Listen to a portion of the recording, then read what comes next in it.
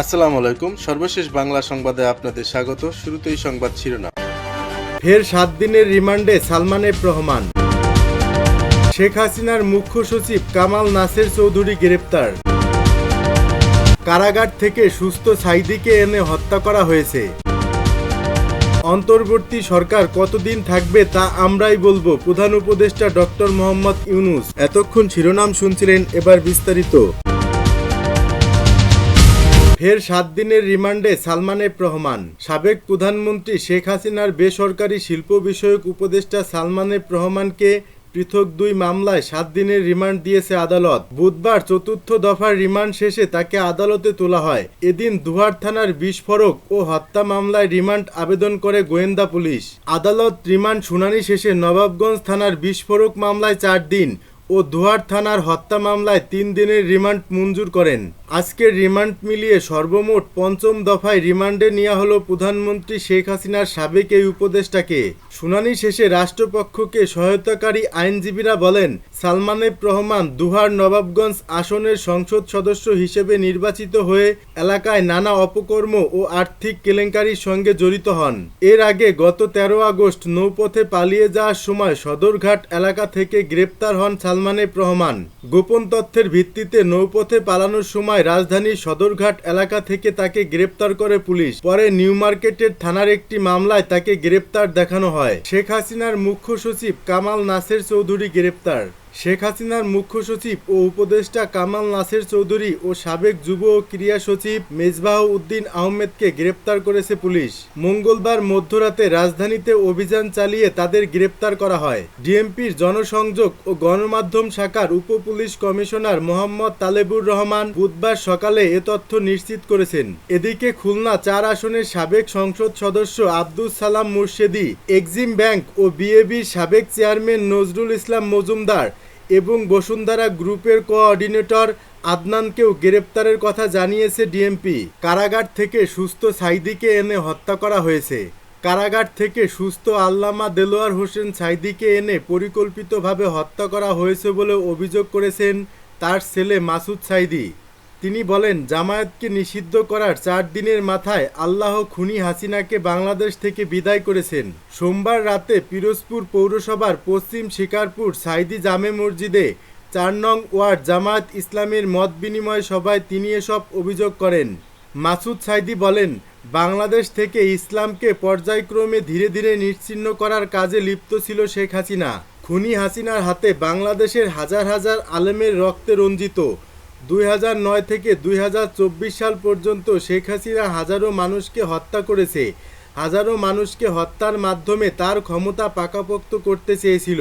শেখ হাসিনার বুদ্ধিদাতা, পরামর্শদাতা ও শেখ হাসিনার গডফাদার ভারতের প্রেসক্রিপশনে বাংলাদেশ থেকে তারা ইসলামকে নিশ্চিহ্ন করতে চেয়েছিল। সে কারণে বাংলাদেশে ইসলামী প্রতিষ্ঠায় সকল দলের নেতাকর্মীদের গ্রেপ্তার করে কারাবন্দী করে রেখেছিল। এ সময় অন্তর্বর্তীকালীন সরকারের কাছে হাসিনাকে ভারত থেকে ধরে এনে তার দৃষ্টান্তমূলক শাস্তির দাবি করেন তিনি। অন্তর্বর্তী সরকার কতদিন থাকবে তা আমরাই বলবো, প্রধান উপদেষ্টা ডক্টর মোহাম্মদ ইউনূস। আগামী 18 মাসের মধ্যে নির্বাচন নিয়ে সেনাপ্রধানের বক্তব্য। অন্তর্বর্তী সরকারের মেয়াদ 1.5 বছর কিনা এমন প্রশ্নে ডক্টর ইউনূস বলেন, ইচ্ছে করলে তা ধরে নিতে পারেন, কিন্তু এটি সরকারের মতামত নয়। সরকার এখন পর্যন্ত কোনো মতামত দেয়নি, এটি আমাদেরকেই বলতে হবে। আমাদের মুখ থেকে যখন শুনবেন তখন সেটাই হবে তারিখ। গত শুক্রবার জাতিসংঘ সাধারণ পরিষদের ভাষণ শেষে ভয়েস অব আমেরিকা বাংলাকে দেয়া এক সাক্ষাৎকারে একথা বলেন অন্তর্বর্তী সরকারের প্রধান উপদেষ্টা ডক্টর ইউনূস। অন্তর্বর্তী সরকারের মেয়াদ প্রসঙ্গে তিনি বলেন, এ বিষয়ে নিজেদের মধ্যে আলোচনা হয়েছে, তবে উপদেষ্টা পরিষদ এ বিষয়ে এখনো কোনো সিদ্ধান্ত নেয়নি। বর্তমানে ভারতে অবস্থানরত সাবেক প্রধানমন্ত্রী শেখ হাসিনাকে বাংলাদেশে ফেরানোর বিষয়ে তিনি বলেন, এটি আইনগত বিষয়। এই প্রক্রিয়া অনুসরণ করেই শেখ হাসিনাকে ফেরত চাওয়া হবে। ভারতের সাথে সম্পর্ক প্রসঙ্গে ডক্টর ইউনূস বলেন, 2 দেশের মধ্যে স্বার্থ হলো অত্যন্ত ঘনিষ্ঠ ও মধুর সম্পর্ক গড়ে তোলা। তবে মাঝে মধ্যে কতগুলো প্রশ্ন এসে যায় যেখানে সম্পর্কে একটু চিড় ধরে, যেমন সীমান্তে গুলি করার ফলে বাচ্চা ছেলেমেয়েরা মারা গেল। এই বিষয়গুলো মনে কষ্ট দেয়, তবে ভারতের সরকার ইচ্ছা করে এসব করছে তা মনে করি না। তবে কারণগুলো বের করে তা যেন বন্ধ করতে পারি, যাতে এ ধরনের ঘটনা না ঘটে এবং মানুষ নিরাপদে চলাচল করতে পারে। ছাত্ররা বাংলাদেশের সাম্প্রতিক গণ অভ্যুত্থানের নেতৃত্বে ছিল, সরকারেও তাদের প্রতিনিধি রয়েছে। তবে অনেক ছাত্রকে দেশের নানা ক্ষেত্রে ও প্রতিষ্ঠানে কর্তৃত্ব প্রতিষ্ঠার চেষ্টা করতে দেখা যাচ্ছে। শিক্ষার্থীরা কি দেশ চালাচ্ছে, এমন প্রশ্নের জবাবে ডক্টর ইউনূস বলেন, শিক্ষার্থীরা দেশ চালাচ্ছে বলছি না, তবে তাদের চালানো উচিত।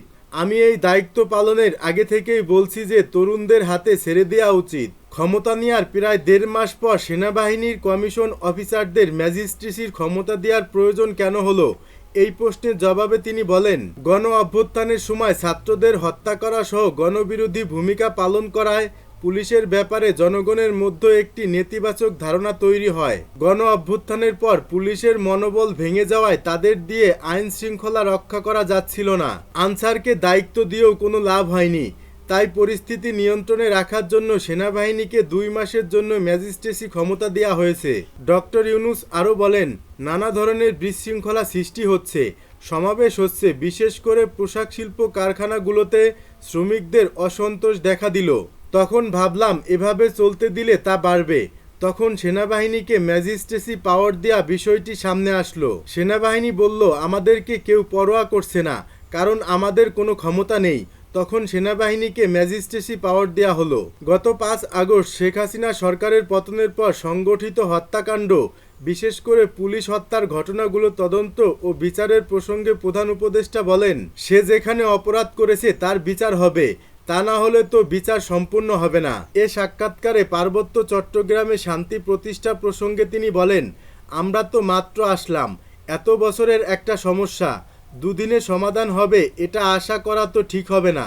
একটি শান্তি চুক্তি হয়েছে, সেই চুক্তি বহু বছরের চেষ্টায় হয়েছে, তবে সেই শান্তি চুক্তি বহাল করা যাচ্ছে না, মান্য করছে না। এখন কি আবার নতুন করে শান্তি চুক্তি করতে হবে, সেটা আমাদের সরকার পেরে উঠবে না। এটা পরবর্তীতে যেই নির্বাচিত সরকার আসবে তারা করবে। নতুন করে রোহিঙ্গা বাংলাদেশে প্রবেশের চেষ্টা করলে সে বিষয়ে সরকার কি সিদ্ধান্ত নেবে, এমন প্রশ্নে তিনি বলেন, রোহিঙ্গারা আসতে চাইলে তাদের আসতে দেব, আমরা তাদের গ্রহণ করব। সাক্ষাৎকারে রাষ্ট্রের গুরুত্বপূর্ণ সংস্কার শেষ করে একটি নিরপেক্ষ, সুষ্ঠু ও অবাধ নির্বাচন আয়োজন করা অন্তর্বর্তী সরকারের মূল লক্ষ্য বলেও জানান তিনি।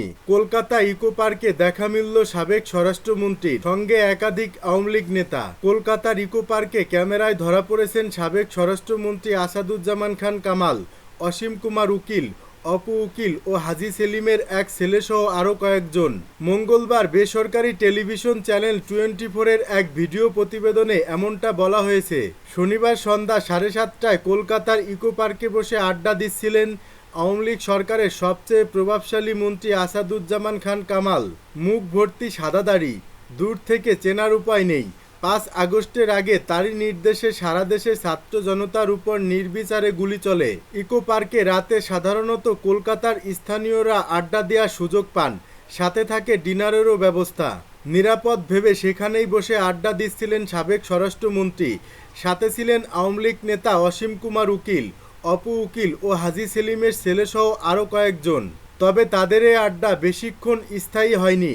কিছু বাংলাদেশি জড়ো হয়, দ্রুতই সটকে পড়েন তারা।